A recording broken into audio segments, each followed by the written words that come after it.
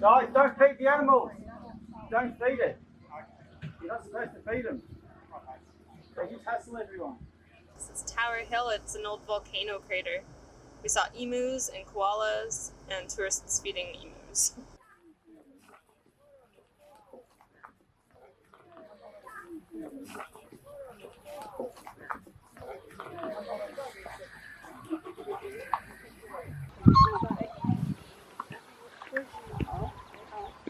Volcano crater.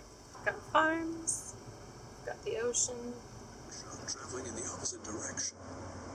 But they won't let us leave, his daughter objected. Wait till Jefferson comes. Wonder how much maintenance this road needs, if any. Oh, except there's evidence of flooding, so Oh, that's true, yeah. maybe it's just a wet season, dry season thing. Yeah, like that. That's ridiculous. Four-wheel drive tracks everywhere out there. They did mention four-wheel drive and hiking paths. The next guy up.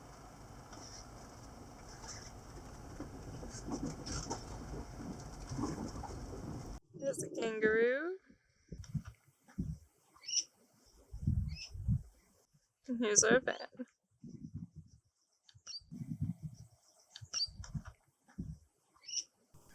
Looks like there's a walking trail through here too.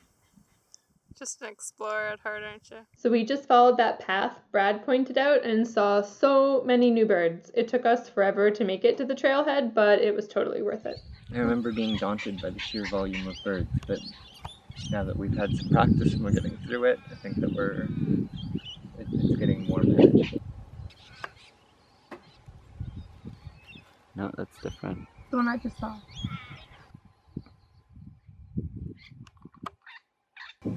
Right by 42 Mile Crossing here, having a little hike to the beach just south of Adelaide before we head in for some Chinese New Year celebrations. And a kangaroo nest laying down over there. You can tell because it was all depressed. Not sure if thistles have any practical purpose. In the middle of the night, one of the English soldiers stepped on a thistle plant and screamed. And that alerted the Scottish and they won the battle. So they honored the thistle by making it their national plant. Yeah. Had a lot of plants to choose from. I thought heather was a good substitute. I'll have to check out the national anthem of Scotland. It takes us so long to go for nature walks, but it's because we keep seeing really cool things. Seeing something I don't know when we're hiking is really exciting. I'll give my best guess at what it is in the moment and then look it up in our nature books afterwards.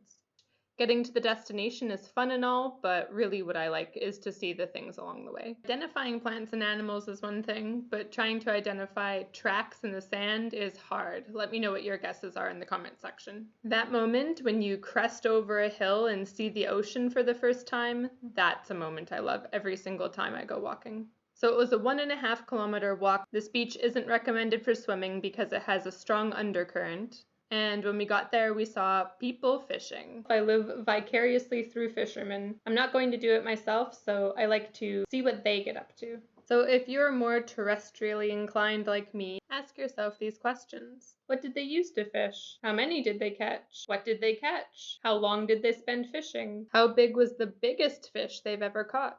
How long did they stand in the waves before deciding to cast their line? Strike up a conversation. They're really willing to talk about fishing. Since I love eating fish, maybe one day I'll learn, but for now, I'll just watch. I had a great time in Coorong National Park. It had a great diversity of ecology to look at. Thanks for watching. Subscribe to my channel, give it a like, and tune in for the next video.